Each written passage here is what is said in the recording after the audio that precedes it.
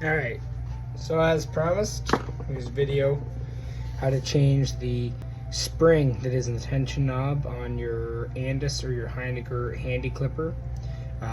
If y'all want, I can do one for the Experience clipper as well. It's just slightly different.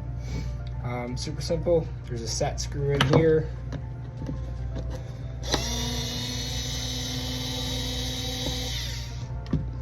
Take that out.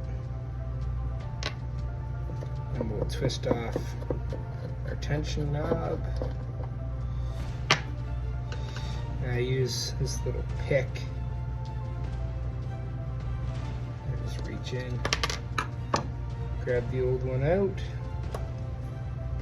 grab a new tension knob spring, set it down there.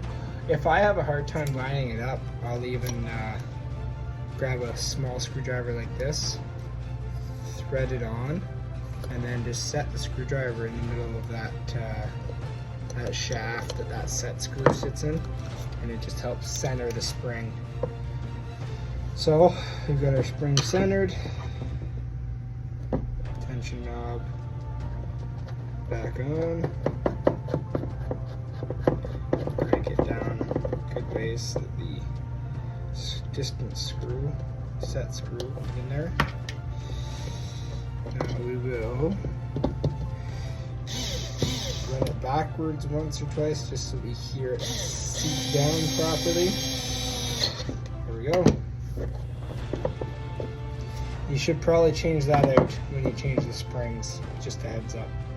I do sell them, and any questions, leave them in the comments.